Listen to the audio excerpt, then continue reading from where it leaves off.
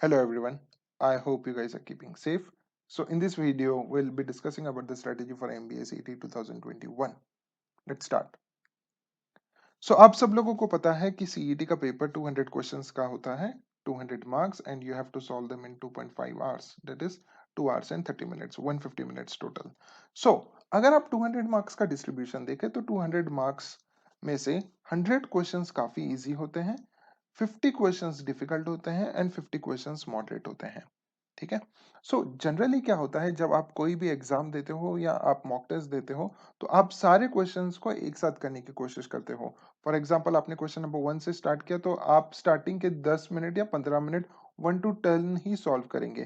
That is the biggest mistake that we commit while taking a mock test.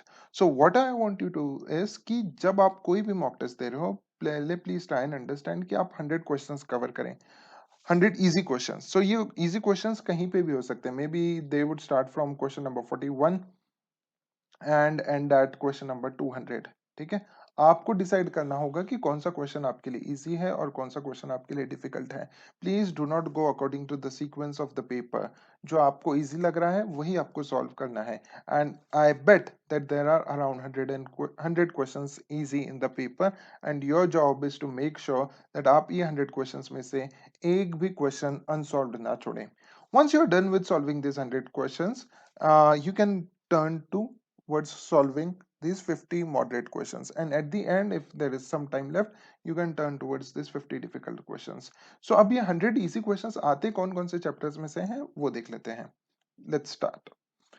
So overall सीटी का जो syllabus है चाहे वो क्वांट हो, एलआर हो, वर्बल एबिलिटी हो या विजुअल रीजनिंग हो, it can be divided into 3 different parts, that is part 1, part 2 and part 3। Part 1 ऐसा है कि जहां से 101% इजी क्वेश्चंस आएंगे, ज्यादा डिफिकल्टी नहीं होगी आपको सॉल्व करने में। So as I have written here, part 1, minimum efforts and maximum marks. Minimum efforts and maximum marks like simplification. Simplification ज्यादा से ज्यादा अगर आप सीरियसली पढ़ते हैं तो सिंप्लीफिकेशन और अप्रोक्सीमेशन ज्यादा से ज्यादा आपको एक दिन लगेगा। एक दिन में आप 5 मार्क्स इजीली स्कोर कर सकते हैं अगर आप सिर्फ सिंप्लीफिकेशन पे कंसंट्रेट करते हैं तो। Quadratic equation, it will not take more than 1 day to complete this chapter. बहुत आसान सा चैप्टर है, कंपैरिजन होता है इसमें और क्वाड्रेटिक इक्वेशन सॉल्व करना होता है। So you will score around 5 marks. ठीक है, 1 डे या नंबर सीरीज, अगेन आपको कुछ पैटर्न्स लर्न होते हैं जो फिक्स पैटर्न्स है और आपको around before CT, if you solve around 300 questions, that are more than enough, and you will surely score 5 marks in this part. ठीक है। विजुअल रीजनिंग 25 मार्क्स के लिए आता है। अब विजुअल रीजनिंग मैं ये नहीं कहूंगा कि बहुत इजी है, मैं ये भी नहीं कहूंगा कि डिफिकल्ट है, बट विजुअल रीजनिंग ऐसा चीज है कि जहां पे कोई आपको एक्सटर्नल हेल्प या एक्सटर्नल सपोर्ट या कोई टीचर की जरूरत नहीं पड़ती है सिखाने के लिए। If you take a standard book of visual reasoning and practice around 2000 questions, so I am pretty sure that आप 20 मार्क्स तो इजीली स्कोर कर लोगे सीईटी में अगर आप 2000 क्वेश्चंस प्रैक्टिस करते हो। Why visual reasoning is very important? For example let's say आपका क्वांट वीक है या आपका वर्बल वीक है या लेट्स से आपका एलआर वीक है, so visual reasoning can compensate, because visual reasoning किसी का स्ट्रॉन्ग या वीक नहीं होता है, it only depends on practice. So if you know that आपका कोई सेक्शन वीक है तो please make sure that you can compensate it by solving around 2000 questions of visual reasoning and scoring around 20 marks out of 25 year. ठीक है, कुछ ज्यादा difficult नहीं है विजुअल रीजनिंग, सिर्फ प्रैक्टिस की जरूरत है। Alpha numeric series and coding decoding, these are part of the same chapters, that is coding decoding. ये अराउंड आपको 6 to 7 मार्क्स के लिए 100% आता है, कुछ भी ज्यादा डिफिकल्ट नहीं है। It won't take more than 1 day. Direction sense, again an easy chapter. इसमें से डिफिकल्ट क्वेश्चंस भी हम लोग बना सकते हैं बट जनरली एग्जाम में इजी ही आता है। So direction sense 3 to 5 marks. Blood relation 4 marks. Yes, इसके कुछ कुछ डिफिकल्ट केसलेट्स बनते हैं, for example seating arrangement with blood relations, but वो हम लोगों ने यहाँ पे काउंट नहीं किया, हम लोगों ने बेसिक ब्लड रिलेशंस काउंट किए हैं यहाँ पे। That is for 4 marks, again you will take 1 day. Syllogism थोड़ा सा कंफ्यूजिंग चैप्टर है but then I wouldn't say that ये बहुत ज्यादा डिफिकल्ट है, इसे ज्यादा से ज्यादा आपको 1 डे लगेगा सॉल्व या maximum 2 days, depends on person to person. ठीक है, तो ये आप इजीली 5 मार्क्स स्कोर कर सकते हैं यहाँ पे विथ 10 seconds पर question. You can easily solve question of syllogism in 10 seconds। Comparison, again a very easy chapter, and eligibility test, again it is very easy. So overall if you look uh, at this part you can easily score around 60 to 70 marks by investing 10 days, by investing 10 to 15 days.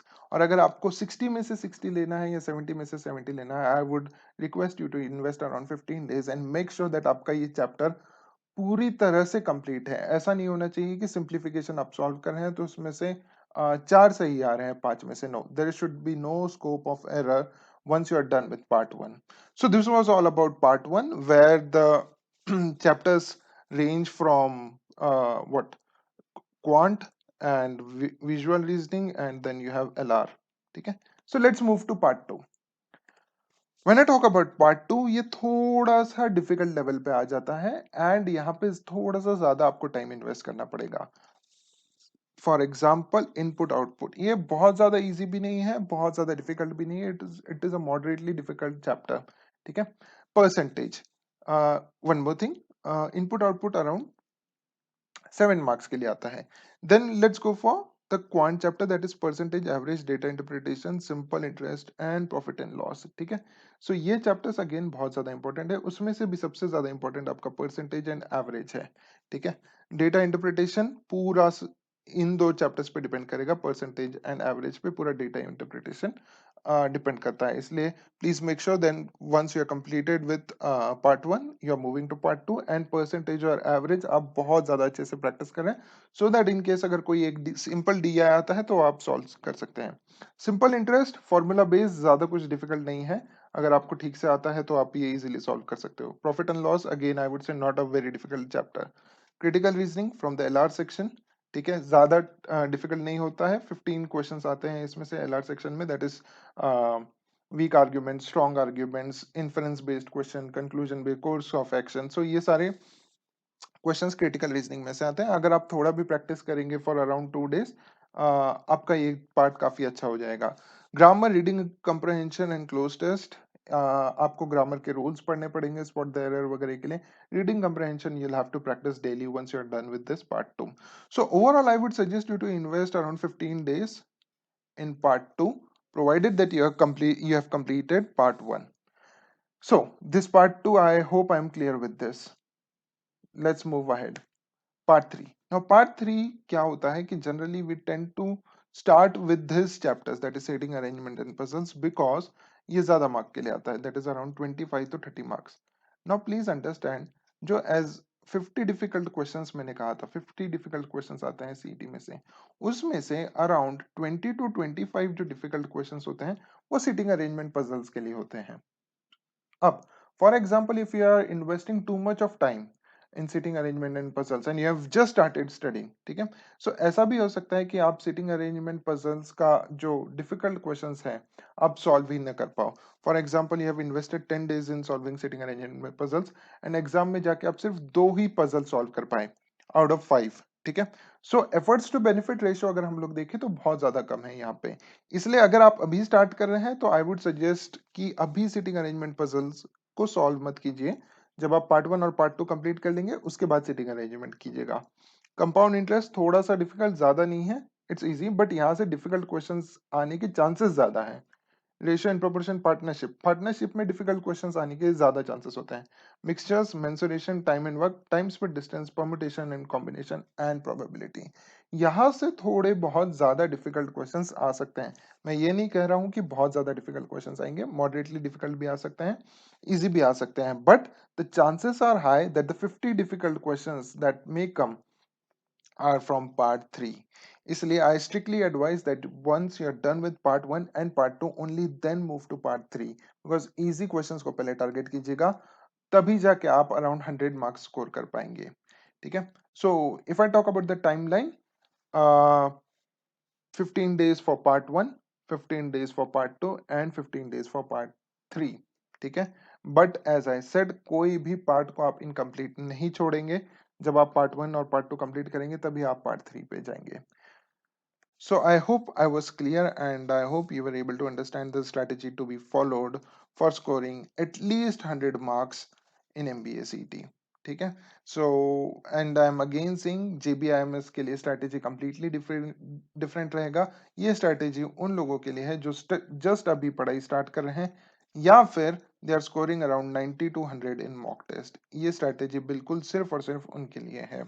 So thank you so much guys. If you have any queries please make sure to drop them in the comment section. Thank you so much. Till then, take care.